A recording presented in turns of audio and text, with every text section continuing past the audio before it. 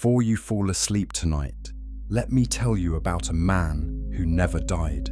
His name was Enoch, and what happened to him has puzzled scholars, confused scientists, and challenged everything we think we know about life and death for thousands of years. Imagine this. You're living your normal life. You wake up, you work, you spend time with your family, but every day you feel something pulling at your heart, something calling you, something bigger than the world around you. That was Enoch's life. But here's where it gets strange, really strange. One day, Enoch simply vanished. Not died, not buried, just gone. The Bible says it in the simplest, most mysterious way possible. Enoch walked with God, and then he was no more because God took him away. Think about that for a moment. He didn't get sick. He didn't grow old and pass away peacefully. He didn't have a funeral. One moment he was here, walking the earth like you and me. The next moment, he was somewhere else entirely. Where did he go? What did he see? And why was he the only person in all of human history to leave Earth this way before Jesus? Tonight, as you rest and let your mind wander, we're going to explore one of the most fascinating mysteries in all of religious history. We're going to walk through the visions Enoch had. We're going to see what he saw in the heavens. We're going to discover secrets that were hidden for thousands of years. Some of what you'll hear might surprise you. Some of it might even disturb you. But all of it will make you think differently about the world around you. And here's something even more interesting. Everything Enoch wrote about, everything he saw in his visions, connects directly to questions we still ask today. Why is there evil in the world? Where did it come from? What happens after we die? Is there really a judgment day? And most importantly, is there hope for humanity? Enoch had answers, strange answers, ancient answers, but answers that still matter right now in our modern world. So get comfortable, relax your body, let your breathing slow down, because we're about to journey back to the very beginning of time, to meet a man who saw things no other human was meant to see. A man who walked between heaven and earth, a man who talked with angels, a man who was given a book containing the secrets of the universe. This is the story of Enoch, and it's unlike anything you've ever heard before. Let's begin. The man who never died, Enoch, was born into a world that was falling apart. This wasn't the peaceful, perfect world that Adam and Eve once knew in the Garden of Eden. That was long gone. By the time Enoch came along, humanity had been walking the earth for many generations. And with each generation, things got worse. People forgot about God. They became violent. They lied. They stole. They hurt each other. The world was descending into chaos, but Enoch was different. From the time he was young, something burned inside his heart. A hunger for something more, a desire to know the truth. While everyone around him chased after temporary pleasures and earthly power, Enoch looked up at the stars and wondered, who made all this? Why are we here? What's our purpose? These questions consumed him. And unlike most people who wonder about these things for a few moments before getting distracted by daily life, Enoch never stopped asking. He never stopped seeking. The Bible tells us that Enoch lived for 365 years. Now, back in those days, people lived much longer than we do now. Some lived for 800, even 900 years. So 365 years wasn't particularly long for that time period. But here's the fascinating part. The Bible specifically mentions that Enoch walked with God for 300 of those years. What does that mean? What does it mean to walk with God? It means Enoch developed a relationship with the Creator that was so close, so intimate, so real, that it transformed his entire existence. It wasn't just prayer once a week. It wasn't just following rules. It was constant communion, daily conversation, moment by moment awareness of God's presence. Think about your closest friend or family member, someone you talk to every day, someone who knows your deepest thoughts, someone you trust completely. Now multiply that connection by infinity. That's what Enoch had with God, and God noticed. The Bible says that before Enoch was taken away, he was commended as someone who pleased God. Out of all the people living on earth at that time, God chose Enoch. God looked at this one man and said, "This is someone special." But why Enoch? What made him different? Was he perfect? No. The Bible never claims he was without sin. Was he royalty? No. He wasn't a king or a warrior or a wealthy merchant. Was he famous? Not particularly. He was just an ordinary man who made an extraordinary choice. He chose to seek God with his whole heart. And that choice changed everything. Because here's something most people don't know. Enoch didn't just walk with God in his daily life. He was also given visions. Powerful, terrifying, overwhelming visions that showed him the secrets of heaven and earth. He saw things that weren't meant for human eyes. He was taken on journeys beyond the physical world. He met angels. He saw the throne of God. He was shown the future and the past. He learned about the fall of angels, the judgment to come, and the ultimate plan for humanity's redemption. And he wrote it all down. Yes, Enoch wrote books. Ancient books that contained all of his visions and revelations. These books were treasured by early believers. They were quoted by ancient teachers. They were considered inspired and important. But then, something strange happened. Over time, most of Enoch's writings disappeared from mainstream religious texts. They were removed, hidden, or lost. Why? What was in those books that made people uncomfortable? What did Enoch reveal that later religious leaders didn't want people to know? If you're enjoying this journey so far, go ahead and hit that subscribe button. There's so much more to discover, and you won't want to miss what's coming next. Now, here's where the controversy begins. And trust me, this gets interesting. Some scholars say the Book of Enoch is completely authentic, written by Enoch himself through divine inspiration. Others say it was written much later by other authors and attributed to Enoch. Some religious traditions accept it as scripture. Others reject it entirely. Who's right? That's a question that has divided religious scholars for centuries. But here's what we know for certain. The Book of Enoch was extremely influential in the ancient world. It was quoted by early church fathers. Parts of it are referenced in the New Testament. The Book of Jude directly quotes from it. And when the Dead Sea Scrolls were discovered in 1947, containing some of the oldest biblical manuscripts ever found, guess what was included? Multiple copies of the Book of Enoch.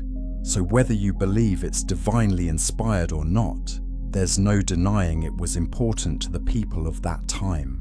They read it, studied it, and believed it contained truth. But back to Enoch himself. What happened to him? Genesis chapter 5 gives us the mysterious answer. Enoch walked faithfully with God. Then he was no more, because God took him away. He didn't die. He was taken. But taken where and why? Walking with the divine. Let's pause for a moment and really think about what it means to walk with God. In our modern world, we're surrounded by distractions.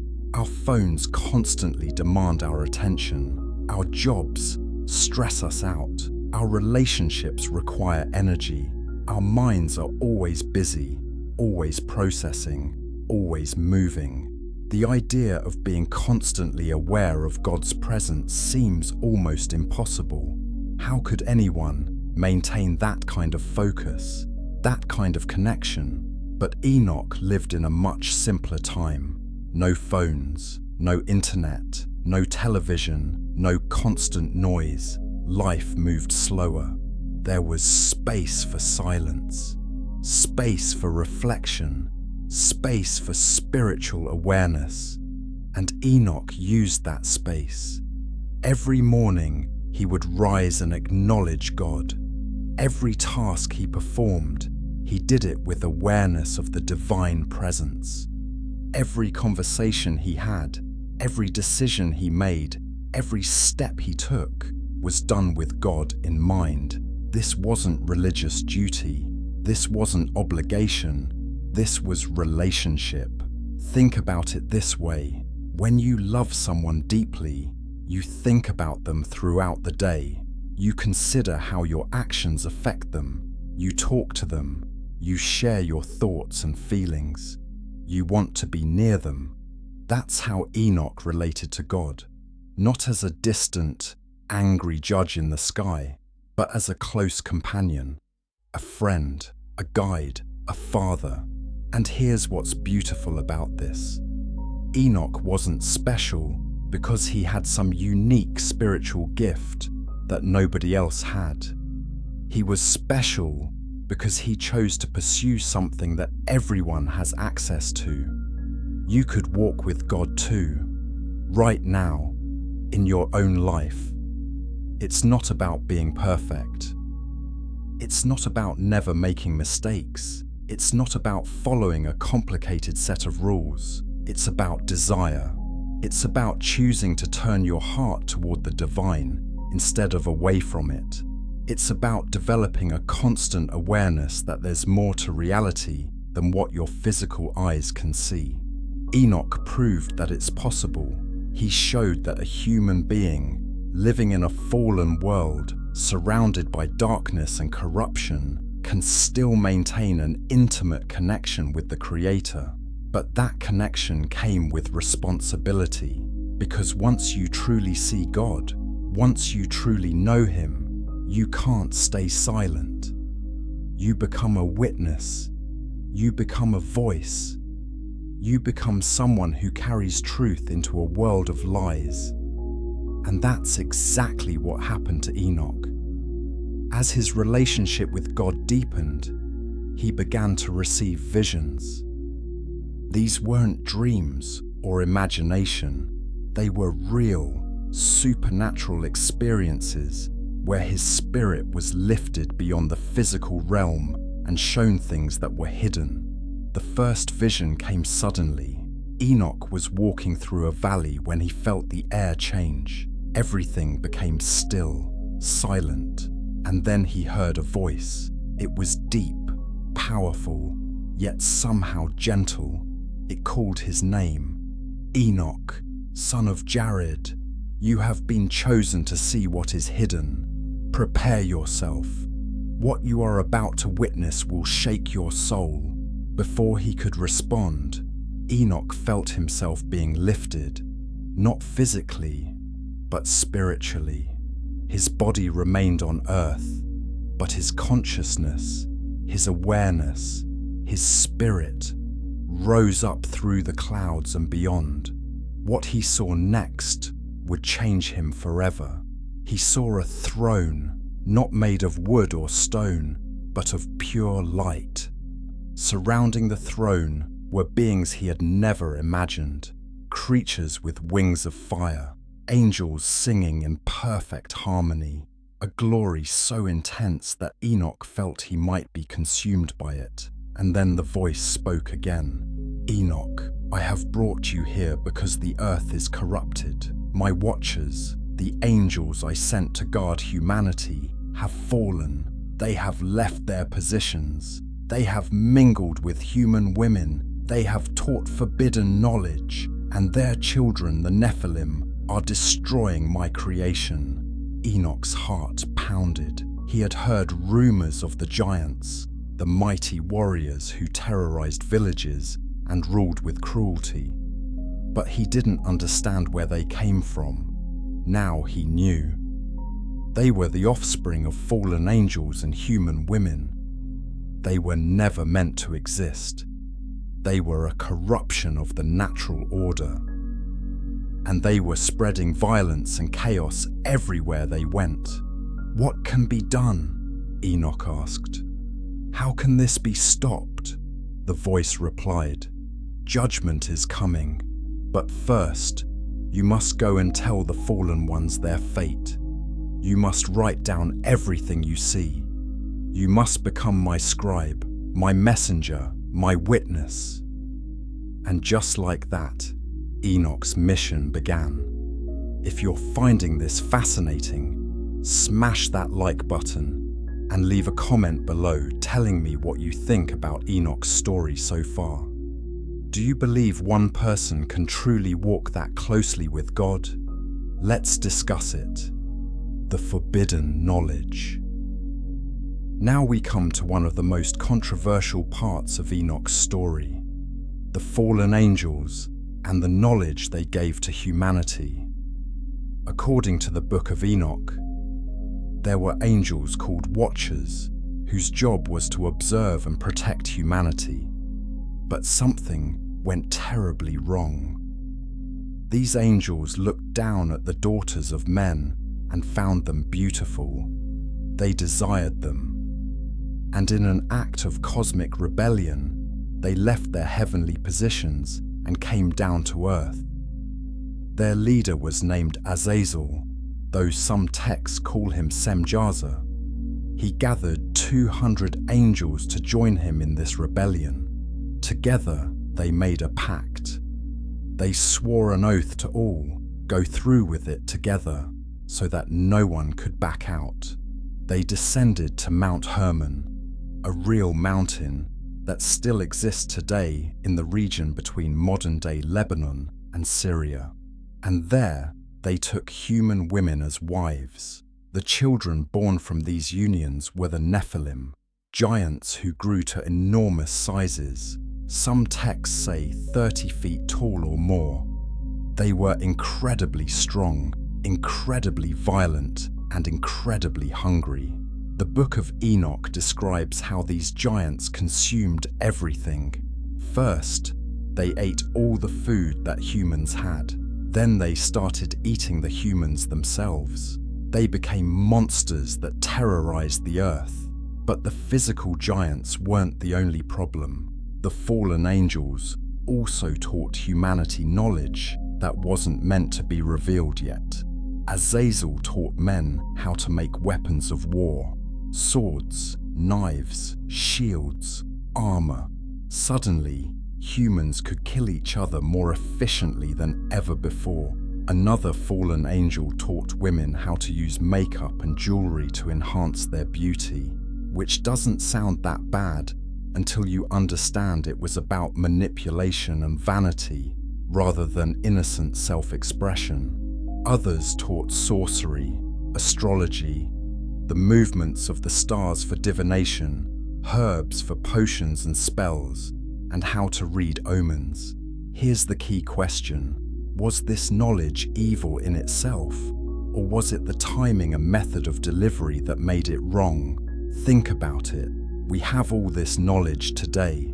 We make weapons, we use cosmetics, we study astronomy, we use herbs for medicine. None of these things are inherently evil, but the Book of Enoch suggests that humanity wasn't ready for this knowledge. It was given too soon, without wisdom, without spiritual maturity, without proper understanding. It's like giving a child a loaded gun. The gun itself is neutral, but in the hands of someone who doesn't understand the responsibility and consequences, it becomes deadly. The fallen angels accelerated human development in ways that led to destruction rather than flourishing. They gave knowledge without wisdom, power without responsibility, ability without morality, and the result was catastrophe. The earth became filled with violence. Humanity corrupted itself. The cries of innocent victims reached up to heaven, and God decided that enough was enough. This is when Enoch was called. He was summoned to the heavenly realm and given a message to deliver to the fallen angels. Imagine being Enoch in that moment.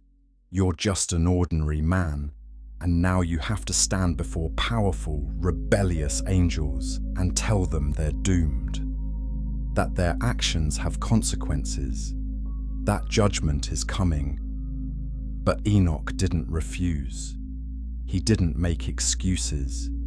He accepted the mission. He traveled to the place where the fallen angels were gathered, and he stood before them with trembling but determination. "I have been sent with a message from the Most High," Enoch declared. "You have abandoned your positions. You have corrupted humanity. You have fathered children who were never meant to exist, and now you will be punished." Some of the fallen angels tried to plead with him. They asked Enoch to intercede on their behalf, to ask God for mercy, to seek forgiveness. But Enoch was shown in a vision that their fate was already sealed.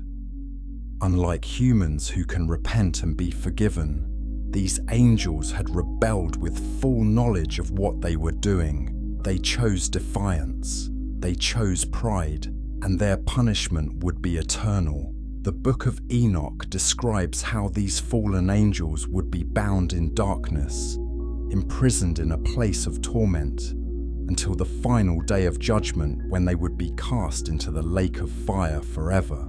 Their giant offspring, the Nephilim, would be destroyed, but their spirits would remain on earth, wandering as demons, causing trouble until the end of time. Now, here's where it gets even more interesting.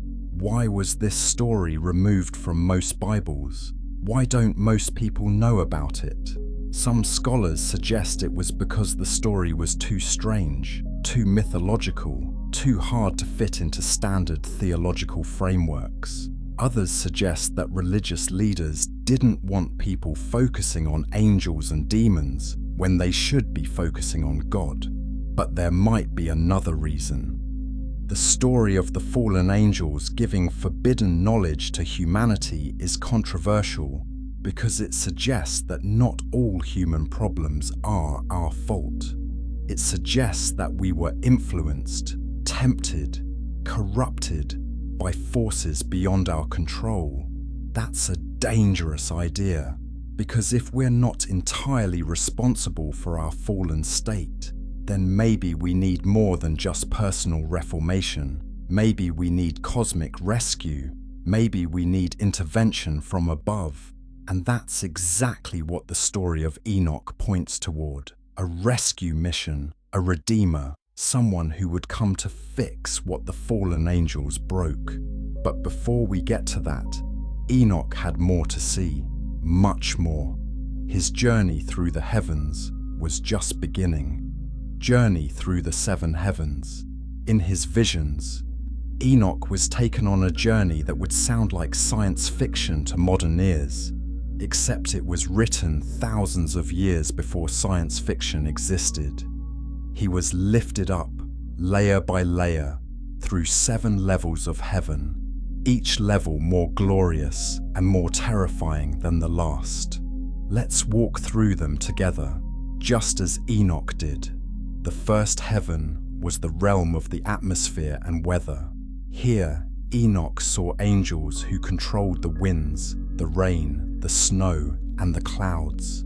They weren't doing this randomly. They followed orders. They maintained the cycles of nature according to divine command. Enoch watched as these angels opened gates to release rain on certain regions while holding it back from others. He saw how every storm, every gentle breeze, every snowflake had purpose and design behind it. In our modern world, we explain weather with science. High pressure systems, low pressure systems, temperature gradients, moisture levels. And those explanations are true. But the Book of Enoch suggests there's another layer, that behind the physical mechanisms are spiritual beings ensuring that creation functions as it should. The second heaven was darker. This was the prison of some of the fallen angels. Not all of them, just certain ones whose crimes were so severe that they were immediately locked away. Enoch saw them chained in darkness, waiting for judgment. They cried out when they sensed him passing by. They begged him to plead for mercy on their behalf. But Enoch could only deliver his message. Their rebellion was too great. Their punishment was set. What must it have been like to see beings who were once glorious, once beautiful, once close to God, now reduced to prisoners in chains? It must have broken Enoch's heart, even as it confirmed God's justice. The third heaven was beautiful beyond words. This was the paradise where the righteous dead were kept, waiting for the resurrection. It was like the Garden of Eden, but even more magnificent. Trees with fruit that glowed with light.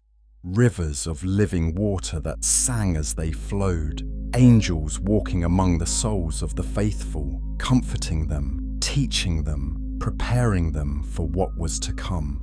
But this heaven was divided. On one side was paradise. On the other side was a place of darkness where the wicked dead were held, also waiting for judgment, but with very different expectations. Enoch saw both sides. He saw the peace of the righteous and the anguish of the wicked. He saw that death was not the end, but a transition. And that transition led to very different destinations depending on how a person had lived. The fourth heaven was where the sun, moon, and stars were housed. Yes, you read that right. Enoch described these as being kept in heavenly storehouses, guided by angels along their appointed paths. This sounds strange to our modern understanding. We know the earth orbits the sun. We know the moon orbits the earth. We know stars are distant suns in faraway galaxies. But remember, Enoch was trying to describe spiritual realities using the language and understanding of his time. He wasn't writing a science textbook. He was describing what he saw in vision, trying to put cosmic truths into human words. The key point is this: everything in creation has order. Nothing is random. The movements of celestial bodies aren't just physical laws operating mindlessly. Behind those laws is intelligence, design, purpose. The fifth heaven was filled with warrior angels. These were the army of heaven, ready to be dispatched when needed. They didn't fight for sport or glory. They fought to protect, to defend, to execute judgment when commanded. Their leader was Michael, the archangel, the commander of heaven's forces. Enoch saw him training the angelic hosts, preparing them for battles both past and future. And here's something fascinating. These angels weren't eager for war. They didn't delight in violence. They were sad that war was necessary at all, but they were committed to justice. They would not allow evil to triumph. Subscribe to this channel if you haven't already. We're about to enter the deepest levels of heaven, and you won't want to miss this. The sixth heaven was the realm of the angelic scribes. These angels had one job: to write down everything that happened, every word spoken, every thought, every action taken. Enoch saw books upon books upon books, scrolls stretching endlessly, records of every human life from beginning to end. This should terrify us and comfort us at the same time. Terrify us because nothing is hidden. Every secret will be revealed. Every hidden deed will come to light. But comfort us because it means nothing is forgotten either. Every act of kindness, every sacrifice made in secret, every tear shed in the dark, all of it is recorded, all of it matters, all of it will be remembered. And finally, the seventh heaven, the throne room of God himself. Enoch struggled to describe what he saw here. Human language simply wasn't adequate. He spoke of light brighter than 10,000 suns, yet somehow gentle. He spoke of beings surrounding the throne, singing constantly, never stopping, never tiring. He spoke of God, seated in majesty, yet also present everywhere at once. He spoke of feeling simultaneously terrified and welcomed, overwhelmed and at peace. In that moment, Enoch understood something profound. God wasn't distant, he wasn't uncaring, he wasn't too busy to notice individual human lives. Instead, God was intimately involved in every detail of creation. He knew every person by name. He cared about every struggle. He noticed every act of faith. And he had a plan to fix what was broken, a plan to redeem what was lost, a plan to restore humanity to its original purpose. Enoch was shown glimpses of this plan. He saw a figure he called the Son of Man, someone who would come to earth as both human and divine, someone who would defeat evil once and for all, someone who would establish an eternal kingdom. This vision filled Enoch with hope. Yes, the world was dark. Yes, evil seemed to be winning. Yes, the fallen angels had corrupted humanity, but it wouldn't always be this way. Rescue was coming. Redemption was promised. Victory was certain. And that brings us to one of the most controversial teachings in the Book of Enoch, the idea that there would be multiple judgments, not just one. The fallen angels and giants. Let's go deeper into the most disturbing part of Enoch's visions. The giants. The Nephilim weren't just tall people. According to ancient texts, including the Book of Enoch, they were monsters. Some descriptions say they grew to heights of 300 cubits, which would be about 450 feet tall. Now, that's clearly exaggerated or symbolic in some way. We've never found human skeletons that large, and the square-cube law of physics would make it impossible for a human-shaped creature to function at that size. But here's what we do know. Unusually large skeletons have been found throughout history. Reports from credible sources describe bones much bigger than normal, and ancient cultures all over the world have legends of giants. The Greeks had their titans. The Norse had their Jotuns. Native American tribes have stories of giant cannibals. Even Pacific Island cultures tell of enormous beings who came before. Are these all just myths, or do they point to something that actually happened? The Book of Enoch claims these giants were violent, cruel, and insatiably hungry. They consumed all the food humans produced, then started consuming humans themselves. Imagine living in a world where massive superhuman creatures hunted you for food, where your crops were stolen, your villages destroyed, your family members eaten. That's the world before the flood, according to Enoch. But here's the controversial question nobody wants to ask. If the Nephilim were destroyed in the flood, why do we still have stories of giants after the flood? The Bible itself mentions giants in Canaan when the Israelites arrived. Goliath was a giant.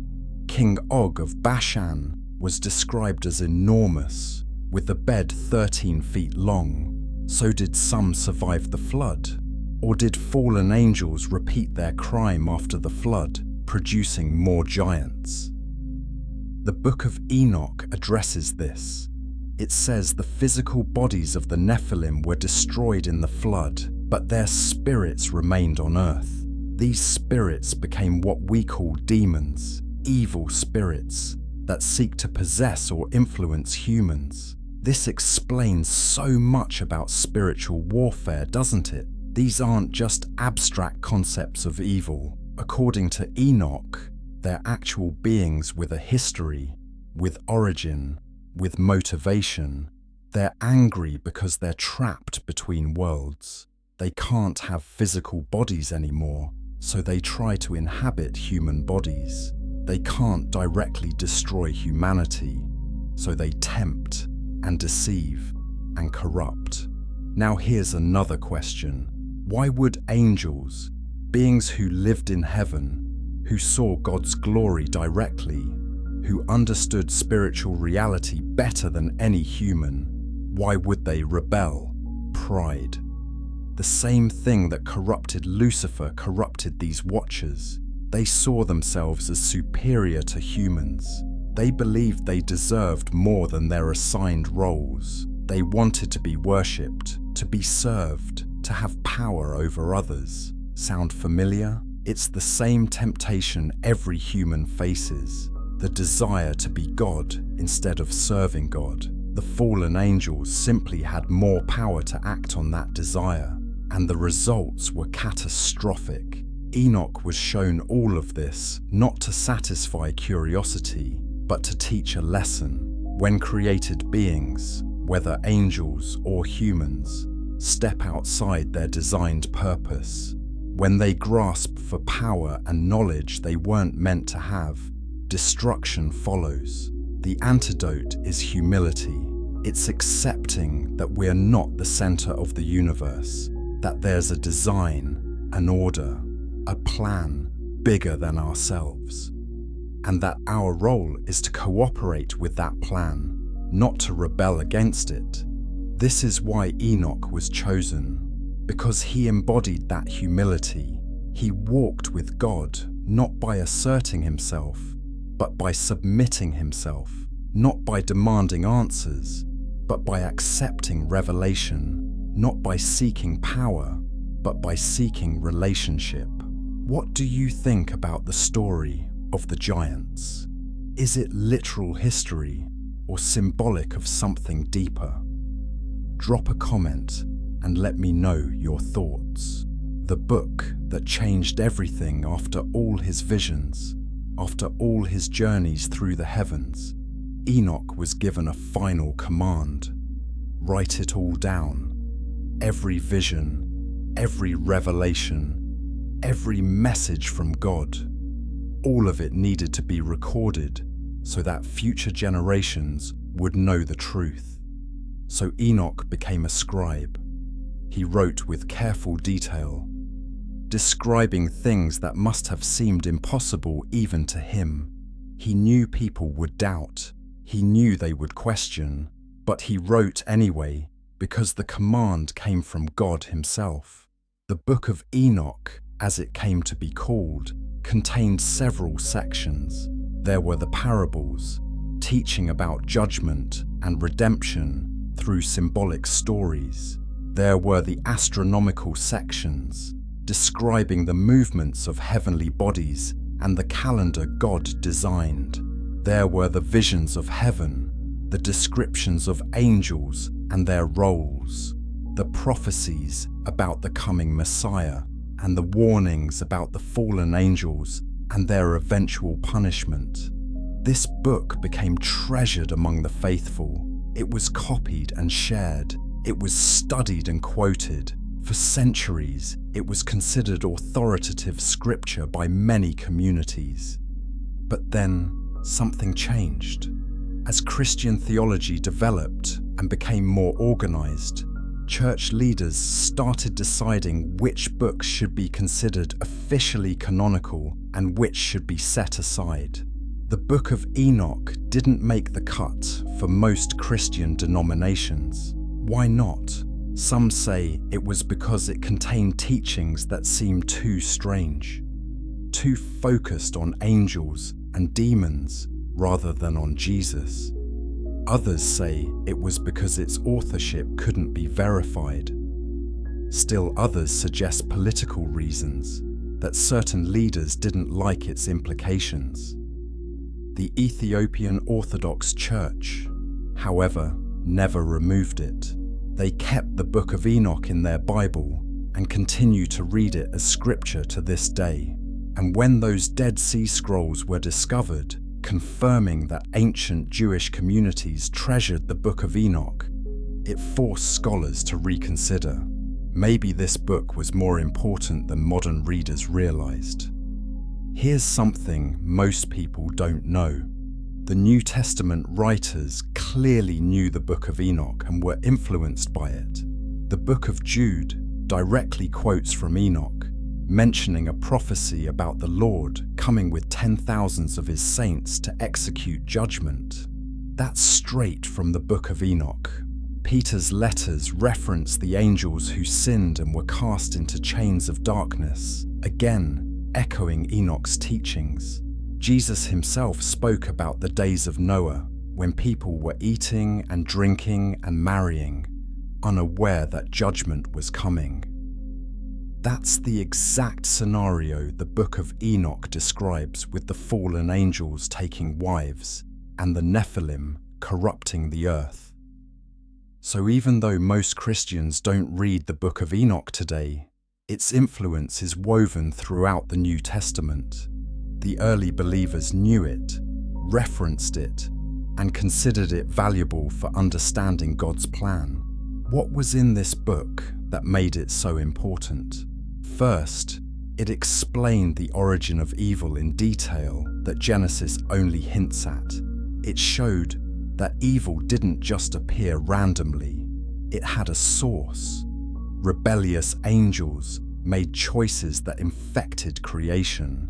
Second, it revealed the structure of the spiritual realm, the levels of heaven, the types of angels, the way God's government functions.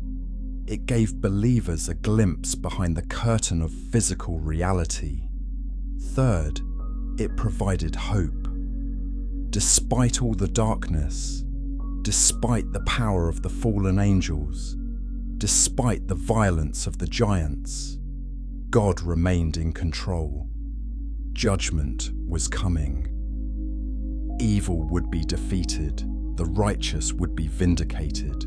Fourth, it pointed to a coming Redeemer, that mysterious Son of Man figure who would be both human and divine, who would execute judgment and establish an eternal kingdom. Early Christians recognized this as a prophecy about Jesus. But perhaps most importantly, the Book of Enoch taught that the spiritual realm is real and active. We don't live in a purely material universe. There are invisible forces at work, both good and evil. Angels and demons aren't just symbols or metaphors. They're actual beings with actual influence over human affairs. That's a controversial claim in our modern world. We like to think we're purely rational beings in a purely physical universe. We explain everything through natural causes and scientific laws. But what if there's more?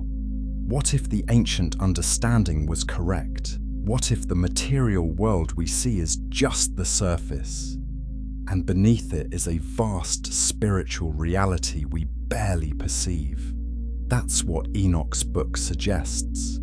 And if it's true, it changes everything about how we should live. If you're enjoying this deep dive into ancient mysteries, do me a favor and hit that like button. It helps more people discover these fascinating stories. Secrets of Time and eternity. One of the most fascinating sections of the Book of Enoch deals with time itself, not just human time, but cosmic time, the cycles and seasons and appointed moments that govern creation. Enoch was shown a heavenly calendar, different from the calendar most of us use today.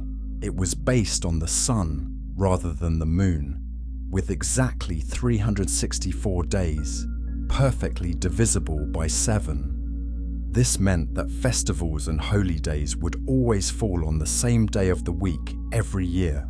No complicated calculations needed, no debates about when to observe sacred times. Everything was ordered, predictable, perfect. Compare that to our current calendar, which is a bit of a mess. Months of different length, leap years to correct for the fact that Earth's orbit doesn't divide evenly, dates that shift from year to year. It works, but it's not elegant. The calendar Enoch described was elegant. It reflected the divine order he saw in his visions. Everything in its place, everything with purpose, everything harmonious. But the calendar wasn't just about tracking days. It represented something deeper. The idea that time itself has meaning, that history isn't just one random event after another, that there's a plan unfolding across the ages. Enoch saw that plan. He was shown how time would progress from creation to final judgment. He saw key moments marked out in advance. The flood, the giving of the law, the coming of the Messiah, the final battle, the eternal kingdom, all of it predetermined, not because humans lack free will, but because God exists outside of time and can see the end from the beginning. Think about that for a moment. What does it mean that God sees all of time at once? That past, present, and future are all equally visible to him. It means that when you pray, God has already heard your prayer and answered it before you even spoke, because he exists in your future as much as your present. It means that every promise God made is already fulfilled from his perspective, even if we're still waiting to see it happen in our timeline. It means that the victory over evil is already won, even though the battle is still raging in our experience. This is the perspective Enoch gained. He saw time from God's viewpoint, and it changed him. He realized that everything is temporary except God, that every empire will fall, that every powerful person will eventually turn to dust, that wealth, fame, beauty, strength, all of it fades. But those who walk with God, who align themselves with his eternal purposes, they become part of something that lasts forever. That's why Enoch didn't mourn when he was taken from earth. He wasn't losing something, he was gaining everything. He was stepping out of temporary time into eternal time, out of the material realm into the spiritual realm, out of death's shadow into life's fullness. And here's the beautiful part. The Book of Enoch suggests that what happened to Enoch is a preview of what will happen to all believers eventually. We're not meant to stay trapped in these mortal bodies forever. We're not meant to be limited by time and space. We're destined for something more, something glorious, something eternal. Death is not the end. It's a transition, a doorway, a transformation. Enoch proved it was possible to cross that doorway without dying first. And later, Elijah would do the same thing, taken up to heaven in a chariot of fire. These weren't accidents, they were signs, messages from God saying, death doesn't have the final word, I do. And then Jesus came and confirmed it completely. He He died, yes, but then he rose again. He defeated death from the inside. And he promised that everyone who believes in him would also rise, would also be transformed, would also live forever. That's the hope the Book of Enoch pointed toward. That's the promise woven throughout Enoch's visions and prophecies. We're not meant for this fallen world. We're meant for the world to come, the eternal world, the restored creation where God dwells with his people, and there's no more tears, no more pain, no more death. Enoch saw that world. He was taken into it, and his testimony is that it's real, more real than anything we experience now. So what does this mean for us today? How should knowing about Enoch change the way we live? First, it should give us perspective. Our problems, as real as they feel, are temporary. The struggles we face, the pain we endure, the questions we wrestle with, they're all part of a bigger story that's moving toward resolution. Second, it should give us hope. If God cared enough about one ordinary man named Enoch to share his secrets and ultimately bring him to heaven without dying, then God cares about you too. Your life matters. Your faith matters. Your choices matter. Third, it should give us courage. We live in a world that's still corrupted by evil. Spiritual forces still war against goodness. But we're not alone. Angels are real. God's power is real. And the outcome is already determined. Good wins. Love wins. Truth wins. Finally, it should inspire us to walk with God the way Enoch did. To develop that daily, moment by moment awareness of the divine presence, to seek truth rather than comfort, to choose faithfulness over popularity, to live for eternity rather than for the temporary. Make sure you're subscribed to this channel because we explore these kinds of deep spiritual truths regularly, and share this video with someone who needs to hear this message. The final transformation. So what happened to Enoch at the end? The Bible is frustratingly brief. Enoch walked faithfully with God. Then he was no more because God took him away. But the Book of Enoch adds details. It describes his final moments on earth. Enoch knew his time was coming. He had been told in visions that he wouldn't die in the normal way. He began to feel his body changing, becoming lighter, less solid, as if the material world was loosening its grip on him. He gathered his family together. He spoke to them about everything he had learned. He urged them to remain faithful to God. He warned them that difficult times were coming. He promised them that if they held on to truth, they would see him again in the eternal realm. And then, one day, as he was walking, the transformation completed. His body simply dissolved, not into dust, but into light. He was pulled upward, out of this dimension and into the next. The Bible says God took him, but where did God take him? What happened next? According to Jewish tradition, Enoch was transformed into the angel Metatron, the highest of all angels, who stands constantly before God's throne and serves as a mediator between heaven and earth. That's not in the Bible, and many Christians don't accept that tradition, but it shows how important Enoch became in Jewish thought. He wasn't just a man who died and went to heaven. He became something more, something transformed. Whether or not he literally became an angel, the symbolism is powerful. Enoch represents the ultimate possibility for humanity, complete transformation, full glorification, being so saturated with God's presence that you become something new while still being yourself. That's what resurrection promises. That's what Jesus demonstrated. That's what awaits everyone who walks with God the way Enoch did. Your body will fail eventually. That's the reality of living in a fallen world.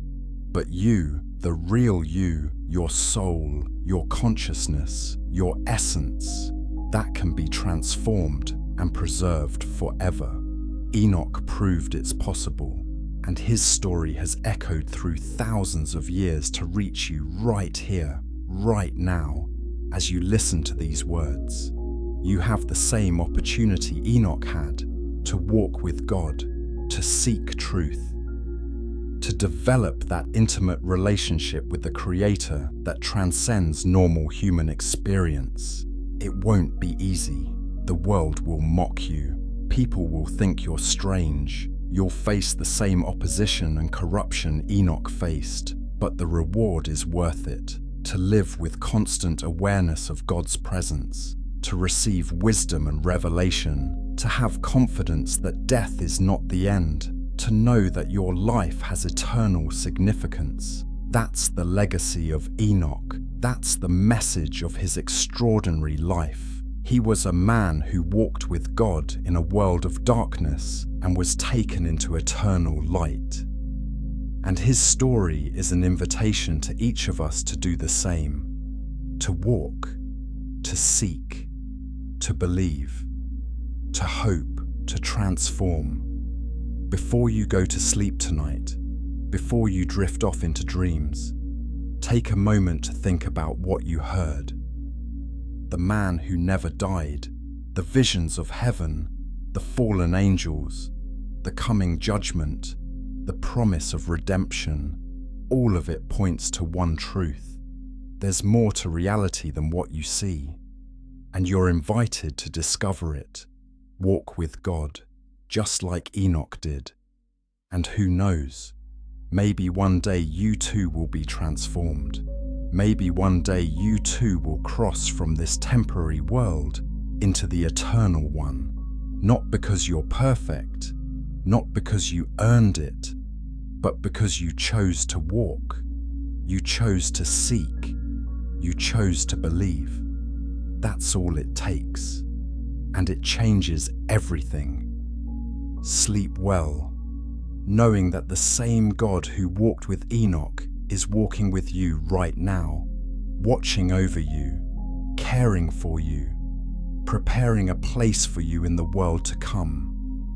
This is the story of Enoch, the man who walked with God and disappeared into glory.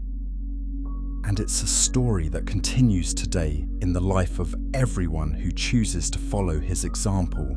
Good night, and may your dreams be filled with visions of heaven.